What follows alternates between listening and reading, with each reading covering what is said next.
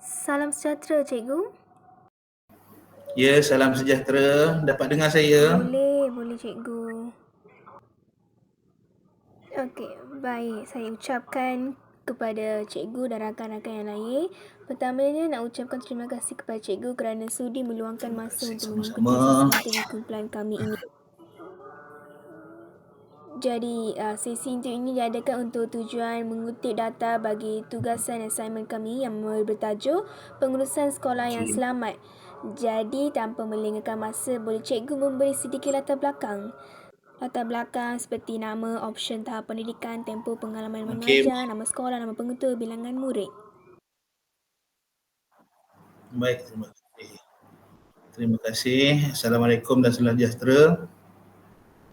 Baik, saya Muammar Firdaus bin Rosli, guru pendidikan Islam KPM. Kalau dulu ikut optionnya dipanggil guru Jacob lah.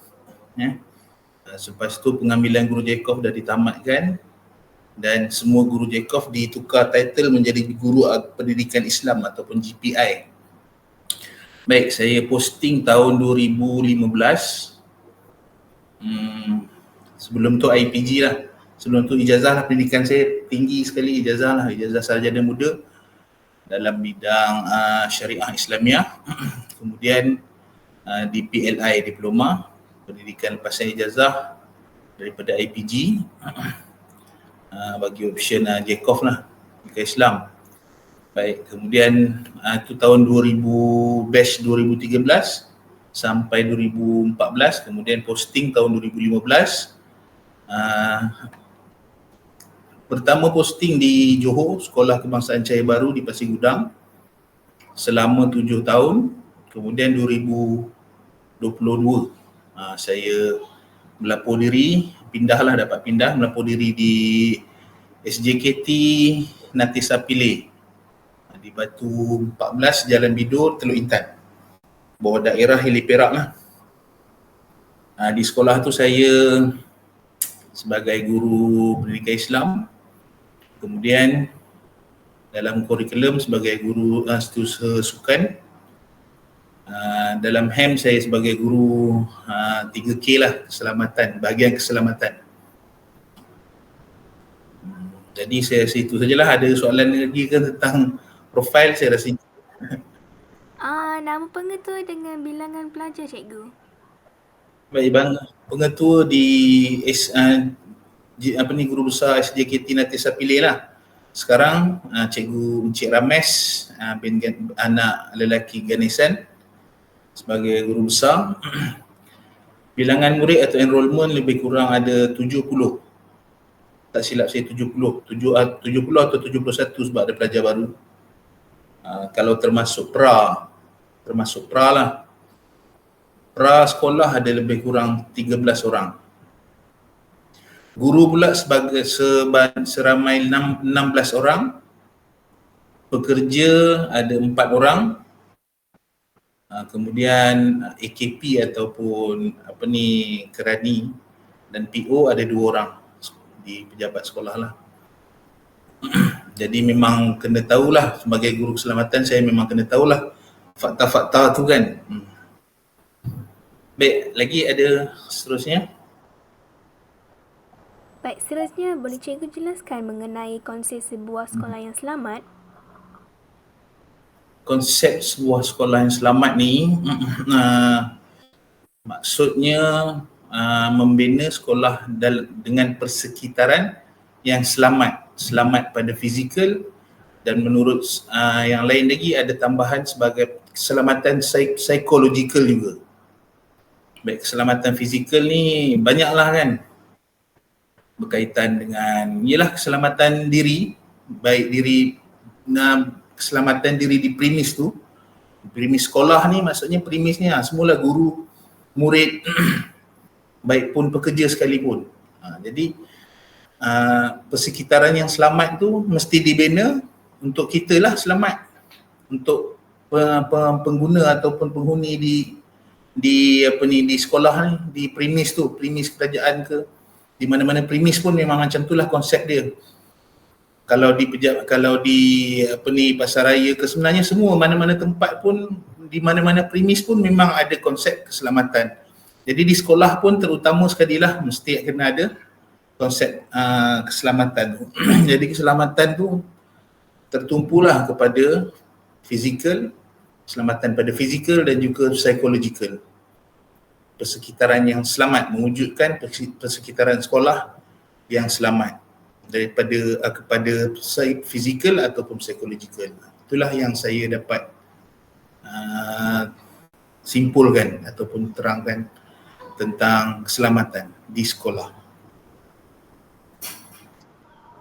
Baik cikgu, soalan seterusnya adalah boleh cikgu jelaskan mengenai ciri-ciri sebuah sekolah yang selamat? Persekitaran lah, terutama persekitaran yang selamat. Jadi kena wujudkan persekitaran yang selamat. Kalau ada contohnya permukaan bumi ke, tempat berjalan kaki ke, apa sahaja persekitaran yang digunakan oleh kita ni sebagai pengguna, pastikan ia selamat. Yang kedua, peralatan. Peralatan yang digunakan. Peralatan pula ada peralatan yang elektrik, ada peralatan yang peralatan lain seperti peralatan sukan, peralatan belajar lain seperti meja, kerusi, dan juga semua peralatan-peralatan yang digunakan dalam PDP, baik sampaikan papan putih ke, ataupun walaupun BBM sekalipun, BBM kalau ada alat-alat pun kena pastikan selamat. Contoh dalam sains kan ada makmal ke kan. Itu yang kedua tentang peralatan. Yang ketiga, apa saya lagi simpulkan ya? Saya rasa dua tu pun dah mencukupi lah rasa. Sekitaran tu pun termasuklah dengan, ialah sekitaran bangunan. Bangunan-bangunan tu termasuk dalam sekitaran lah. Kan, keselamatan mungkin kira tiga lah boleh dikatakan ciri-ciri yang selamat. Sekitaran alam seperti jalan ke, padang ke, pastikan selamat. Yang kedua bangunan. Bangunan pun kena pastikan selamat. Kalau bangunan sekolah-sekolah lama kan ada yang masih lagi kayu ke apa ke, jadi kena pastikan dia selamat untuk digunakan. Dan yang ketiga peralatan. Peralatan ni ada peralatan perkakas, termasuk juga peralatan elektrik, kipas, lampu, wiring, wayar kan, pendawaian. Jadi ketiga-tiga aspek ni, ketiga-tiga bahagian ni perlu pastikan dia selamat. Baik, contoh saya katakan dalam yang pertama tadi, permukaan macam padang, permukaan jalan kan, koridor-koridor, laluan-laluan yang digunakan pastikan selamat, rata, elok, tidak licin. Padang juga tidak berlubang ke, ataupun ada lubang-lubang haiwan liar ke, yang mana boleh membiarkan haiwan liar tu pun kena ambil kira. Yang kedua bangunan, kena sentiasa memang kita setiap tahun mesti ada laporan keselamatan bangunan, mesti memang ada. Mana-mana yang rosak tu memang kena buat laporan cepat, dan juga ialah sampai ke pihak bomba dan juga JKR, sebab di bangunan kerajaan, so dia perlu nasihat Jabatan Kerja Raya. Baik, yang ketiga peralatan lah, kipas. Kipas memang kita kena sentiasa tengokkan dia selamat, tak ada kerosakan bengkok ke, ialah kipas yang rosak macam mana kan, contoh kipas lah. Lampu pun sama, ada yang lampu tak berfungsi atau ada yang lampu yang bermasalah, contoh kita on dia, switch on dia, kita ada bunyi ke. Ataupun yang ketiga, dan yang ketiganya yang lainnya, pendawaian. Pendawaian elektrik lah terutamanya, memang kena cakna lah, pastikan selamat. Bayangkan kalau switch ada rosak pendawaian ke apa ke, boleh kena genjatan elektrik, bahaya kepada murid-murid dan juga pengguna lain. Ya, okey, itu saja. Ada lagi? Baik cikgu, sebenarnya penjelasan yang amat jelas. Seterusnya adalah boleh cikgu jelaskan mengenai kepentingan mewujudkan sebuah sekolah yang selamat? Ya. Ya, persekitaran dan juga peralatan apa yang selamat ni memang penting kepada semua mana-mana pengguna premis, mana-mana pengguna, terutama kalau di sekolah murid-murid lah kan. Mereka ada yang macam sekolah rendah, budak-budak mereka murid-murid yang masih kecil, yang masih tidak banyak tahu pengetahuan tentang keselamatan. Jadi pihak pengurusan ataupun cikgu-cikgu ataupun di sekolah perlu peka kerana ia akan melibatkan keselamatan fizikal contohnya, apatah lagi boleh sampai boleh memberi ancaman kepada nyawa dan kesihatan dan keselamatan tubuh badan dan seterusnya. Sampailah kita mewujudkan persekitaran yang selamat tu sampailah ke bersegi psikologikal ataupun suasana ataupun jelah persekitaran semasa. Tu sampai tahap situlah kita punya kena perlu cakna dan jaga tentang keselamatan. Dan keselamatan ni memang penting lah sebab dia akan melibat, macam saya sebut tadi, dia akan melibatkan fizikal kan, kecederaan fizikal, boleh melibatkan nyawa, bahkan sampai kalau yang teruk boleh memberi kesan psikologikal juga kan.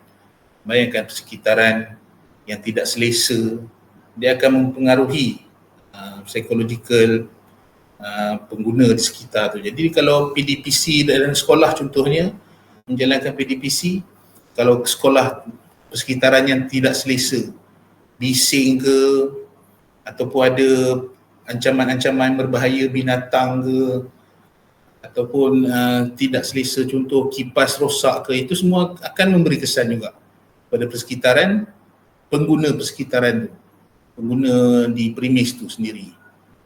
Jadi kalau PDPC dia akan mengganggu PDPC, mesti ada akan mengganggu. Faktor-faktor faktor-faktor luaran lah, faktor-faktor persekitaran ni pun memberi kesan kepada suasana PDPC. Itu dalam konteks sekolah lah. Itu saja. Ya.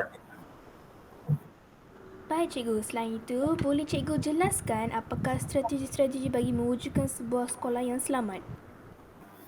Planning, organizing, leading and controlling kan. Jadi setiap tahun ataupun setiap mesti ada satu period untuk POLC tu. Plan. Kita kena plan lah. Kita tahu plan keselamatan sekolah persekitaran apa yang ada dan kita wujudkan plan keselamatan macam mana kecemasan, ada plan kecemasan, laluan-laluan. Kemudian kalau ada tempat-tempat yang berbahaya, kita akan plot ataupun kita remark dekat situ, ini kawasan bahaya. Contohlah kan, tidak semua prasarana ataupun kawasan sekolah ni ada yang selamat. Tidak, tak juga.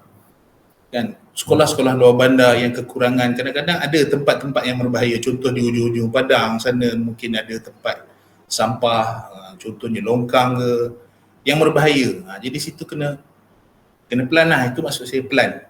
Kemudian selain itu dalam plan tu juga ada data-data ataupun maklumat-maklumat penting yang perlu ada untuk ni. Contoh macam tadilah tentang enrolment pengguna premis tu, ada berapa orang, ada berapa ramai pengguna di situ, dan sebabnya di situ nanti akan ada membantu plan tu. Contoh kalau ramai kawasan macam ni, pengguna berapa ramai, jadi kena ada plan dia. Kalau ramai macam ni, maknanya macam mana kita nak hindari, nak jaga situ sini-sini, itu dikatakan plan lah. Seterusnya organizing lah, jadi kena organizing kita kena jana lah. Lepas kita plan, kita kena jana, jalankan. Contohnya mana kawasan bahaya, kita ambil tindakan awal-awal. Pergerakan, mana yang boleh dilalui, mana tak boleh dilalui. Kalau perlu jalan sempit, perlu buat jalan sehala ke, ini arah sana sahaja, ini arah sini sahaja sebab di laluan dia sempit. Ikut kesesuaian. Itu bila dah kita plan tu, kita organize lah. Kita tentukanlah supaya pergerakan, penggunaan semua selamat. Kemudian organizing lagi, kemudian PO kita L, kita leading maksudnya kita kita dalam bahasa Melayu apa kita kata, kita urus, maksudnya kita dah plan, kita dah siapkan, kita dah organize, kemudian kita leading pastikan apa yang kita tetapkan dah tadi, yang kita plan dah organize tu kita ikut. Jagalah murid, contoh laluan ni murid kena jaga ikut sini, laluan ini untuk sana saja. Okey, so kena wujudkan leading ni lebih kita kontrol, kita sentiasa semak perjalanan tu macam mana. Tu kita bimbing lah, maksudnya kita bimbing plan dan ketetapan organize yang kita dah buat tadi. Okey, contoh waktu-waktu kan. Waktu sini tempat ni mungkin berbahaya. Jadi mungkin kita susun, okey waktu macam ni ada guru dia yang jaga sini. Contoh di kantin. Di kantin kan ada waktu rehat kan. Murid-murid akan kumpul ramai di situ. Jadi di kawasan kantin tak semuanya selamat. Mungkin ada tempat selamat, longkang dia tak ada penutup ke apa ke. Jadi ada plan dia. Guru, contoh kita lantik guru yang bergilir setiap hari ataupun setiap minggu. Okay, waktu rehat jaga.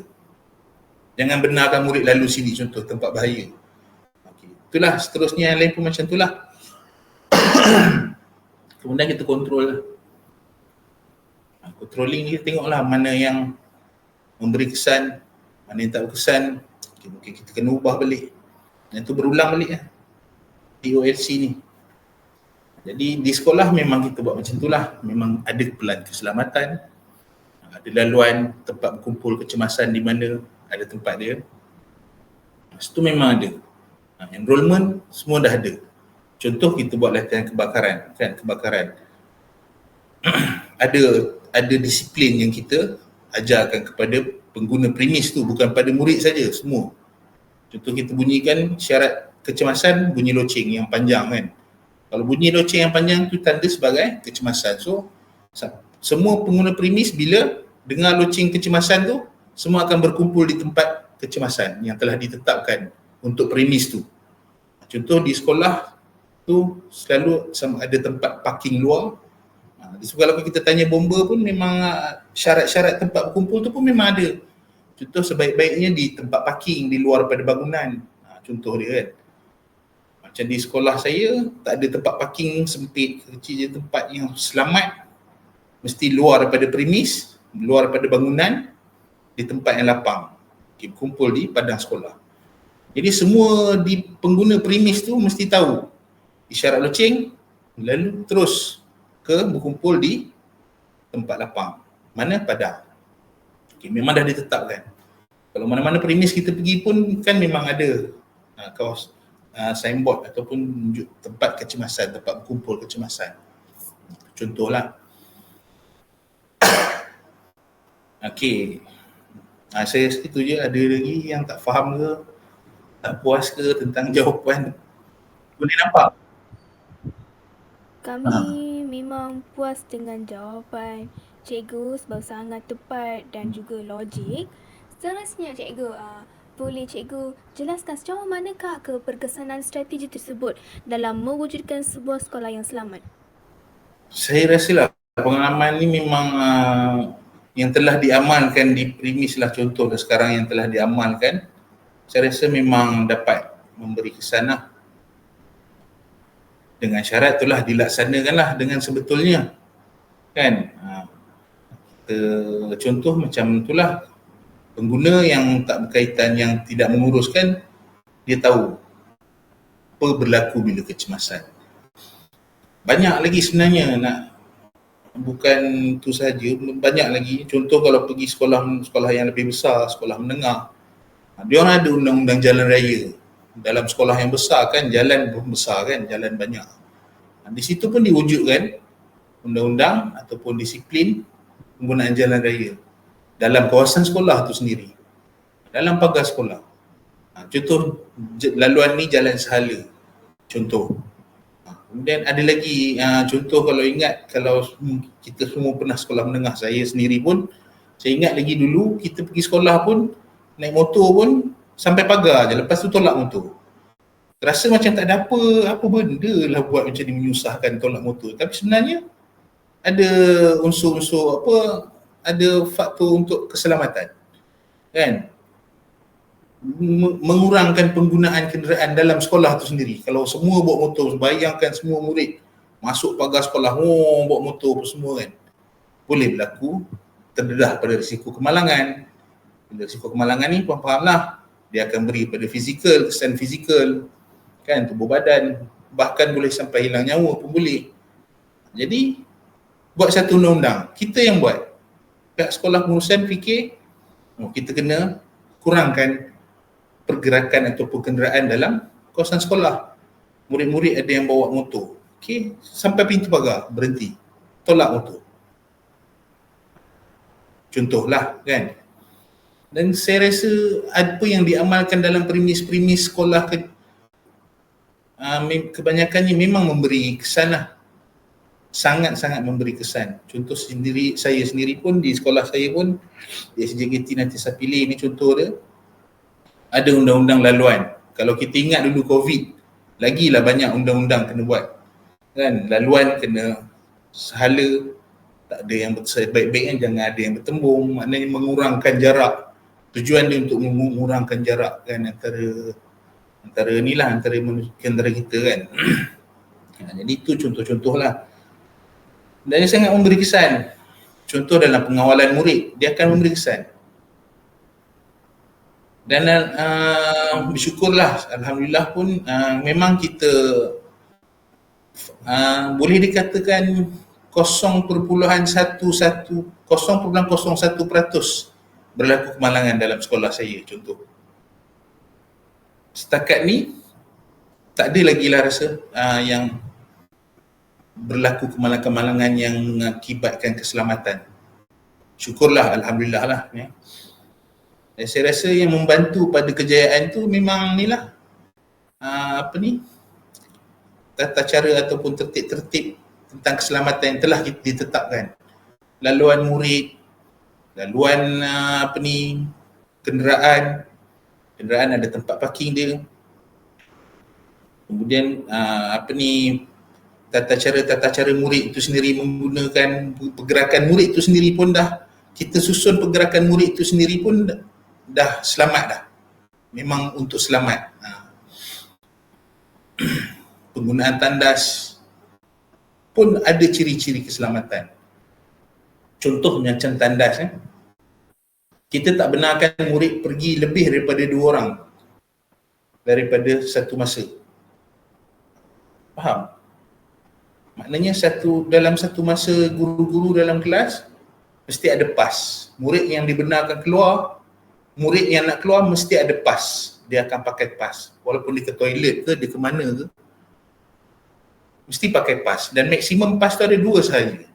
Maknanya dalam satu masa, setiap kelas akan keluar murid 2 orang. Maknanya yang berkeliaran daripada keluar kelas tu, mesti satu kelas hanya 2 orang murid. Jadi bila tidak ramai yang menggunakan jalan laluan semua tu, dia akan menambahkan lagi keselamatan. Nampak? Secara kita tak sedar pun. Tapi itulah undang-undang yang telah amalan-amalan yang telah digunakan di kebanyakan, saya rasa boleh kata semua sekolah lah. Memang ada langkah-langkah macam tu. Dan saya rasa apa yang telah dilakukan, amalan-amalan yang dalam premis KPM ni ataupun di sekolah-sekolah ni memang sudah sangat-sangat baik. Dan bukti dia memang boleh dikatakan, contoh macam sekolah saya sendiri, setakat tahun ini tak ada lagi berlaku kemalangan yang melibatkan sekitaran jatuh meja tercucuk apa ke, tak ada lagi. Jatuh longkang ke, tak ada. Memang tak ada lagi setakat ini. Jadi saya rasa undang-undang yang telah diamalkan tu, ciri-ciri keselamatan yang kita amalkan tu memang memberi kesan. Kami faham cikgu, sebenarnya sekolah Nadi Sapilih ni sebenarnya sekolah yang mempunyai bilangan pelajarnya sedikit. Tetapi berdasarkan pengalaman cikgu, boleh cikgu jelaskan isu-isu berkaitan mewujudkan sebuah sekolah yang selamat? Isu-isu maksudnya apa? Isu-isu yang berlaku ke? Isu macam Ia boleh berkaitan dengan sekolah ini ataupun sekolah luar bandar. Pernah berlaku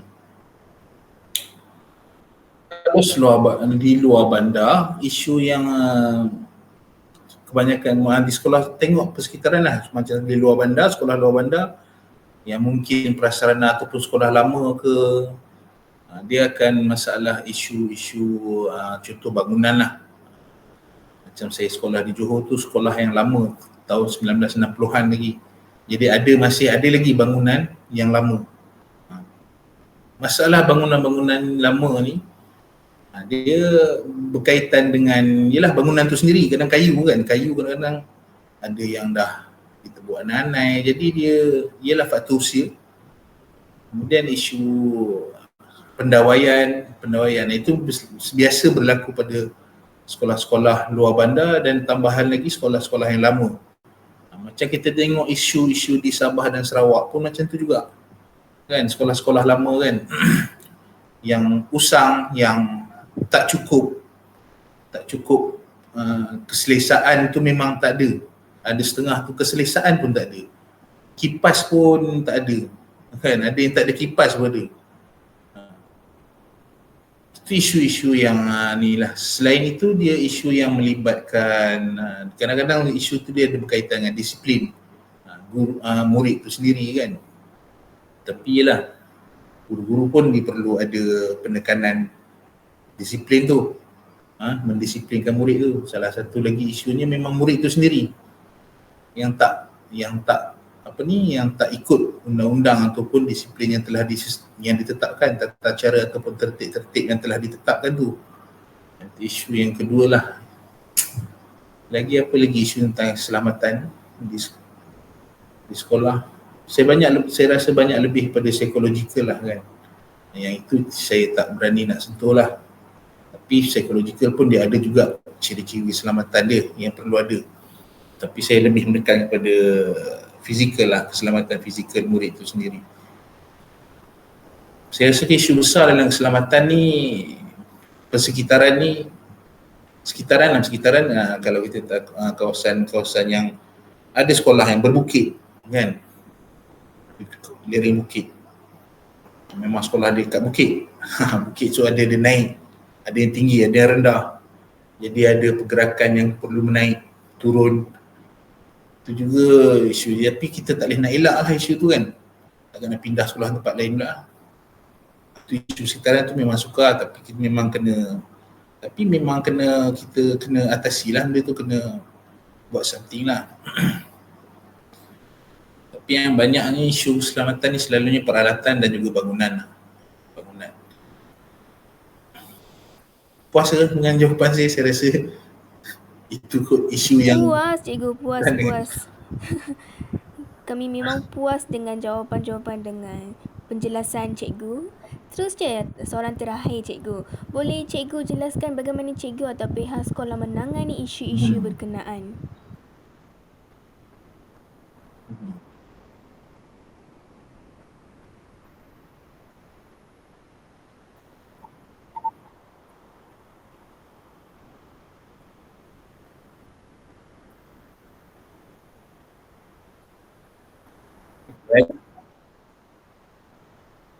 Baik, banyak cara dan juga banyak jalan yang mengikut peringkat lah, peringkat yang autoriti lah. Contoh kalau sebagai pentadbir ataupun ni, contoh kalau macam bangunan tadi kan, memang kena buat laporan.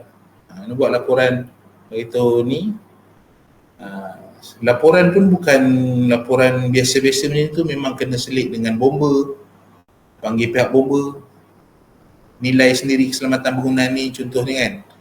Okay, kemudian panggil pula JKR. Bukan senang, bukan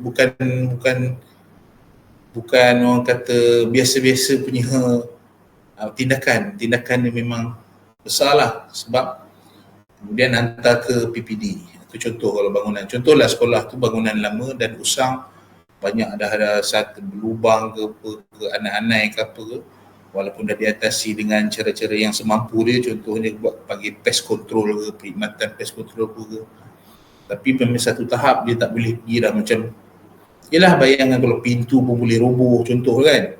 Memang ada berlaku. Jadi pihak sekolah pentadbir dia akan akan sebaiknya untuk dapatkan yang baru lah, contohnya bangunan baru. So dia kena sediakan laporan-laporan tu dengan menyeluruh. Contoh, ni sebab pengalaman saya di sekolah Johor pun sama. Sekolah saya di Johor tu, di sekolah lama ada satu blok, dua blok lagi yang bangunan lama kayu. Satu tu memang dah teruk. So macam-macam cara.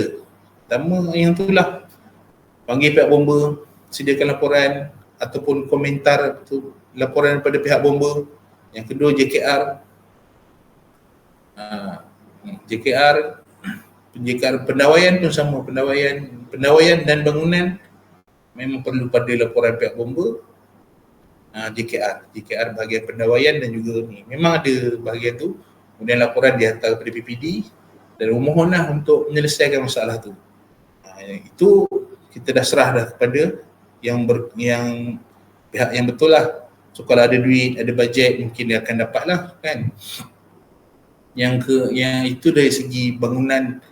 Inilah kedua tentang pengguna ataupun murid ataupun guru-guru. Itu memang kita kena sampaikan info tentang keselamatan tempat tu sendiri. Guru-guru, murid-murid mesti tahu keadaan sekeliling dia yang dia gunakan, iaitu premis tu sendiri. Guru-guru dan murid mesti tahu. Mesti disampaikan info tu. Okey, kawasan situ selamat. Kawasan ni tak selamat. Kawasan ni bahaya. Kemudian mestilah ada tindakan pada pengguna tu. Guru-guru akan merancang pentadbir ataupun guru-guru akan ajar ataupun beritahu pada murid tata cara menggunakan untuk selamat premis tu. Okey, jalan ni boleh lalu, jalan ni tak boleh, sini kawasan larangan, tak boleh masuk situ. Ni kawasan sini tak boleh, store ni tak boleh masuk, sini ada racun, ada apa semua, tak boleh. Okey, sebarang peralatan sukan, macam mana nak masuk, susun di mana, letak di mana, peralatan ni letak di mana. Itu semua maksudnya kita kena sampaikan dan juga wujudkan pergerakan undang-undang pergerakan atau penggunaan itu kepada murid dan pengguna. Dan semualah sebenarnya pengguna kita sendiri pun kan. Kalau kita sendiri pun tak amal kan, kenalah kat kita. Ya, itu saja saya rasa. Okey, baiklah cikgu. Dengan soalan yang terakhir tadi, maka berakhirlah sesi interview kita pada hari ini. Jadi kami ingin berterima kasih kepada Cikgu Firdaus kerana sudi meluangkan masa bersama kami dan memberi maklumat berkaitan sekolah yang selamat ini. Semoga maklumat ini dapat membantu tugasan kami. Sebelum undur diri, kami ingin memohon maaf jika ada kesilapan dari kumpulan kami. Terima kasih cikgu. Semoga berjumpa lagi. Terima kasih juga. Terima kasih cikgu. Sama-sama. Okey, Assalamualaikum, selamat malam. Terima kasih cikgu. Waalaikumsalam warahmatullahi wabarakatuh.